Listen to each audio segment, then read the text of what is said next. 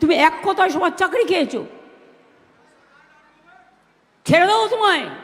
আগে দেবাংশুর সাথে লড়ুন, আগে দেবাংশুর সাথে লড়ুন, তারপরে কারোর সাথে লড়বেন। অন্য প্রার্থী এখানে আমরা দিইনি। কেন দিইনি? জেনে শুনেই দিইনি। ছাত্রছাত্রীদের সবচেয়ে বেশি চাকরি খেয়েছেন উনি মিথ্যে কথা বলে।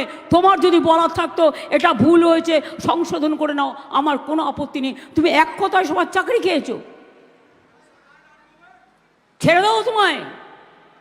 দেবাংশুকে আমি বলবো, যাদের চাকরি গেছে সেই পরিবারগুলোকে নিয়ে আসবে এবং তাদের দুঃখের কথা মানুষের কাছে বলবেন।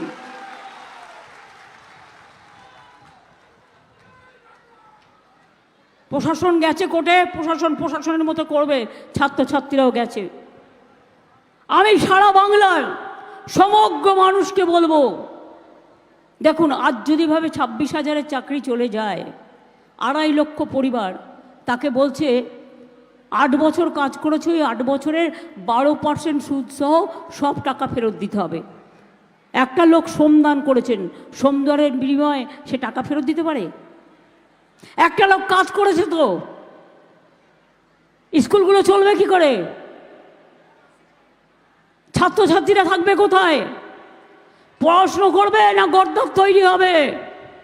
মানুষের মতো মানুষ তৈরি হবে না গদ্দার তৈরি হবে? এবার আপনাদের বলি, এখানে মহাত্মা গান্ধীজির নামে বিশ্ববিদ্যালয় আমরা করে দিয়েছি, তমলুক মেডিকেল কলেজ করে দিয়েছি, মাতঙ্গিনী হাজরা মহাবিদ্যালয় তৈরি হয়েছে। এরকম অনেকগুলো কাজ আমাদের এখানে করা আছে। দেবাংশুকে জেতাবেন তো? ও হয়তো কোনোদিন ভাবেইনি ও ইলেকশনে লড়বে, যেমন আমি কোনোদিন প্রথমে ভাবিনি যে আমাকে দাঁড় করাবে।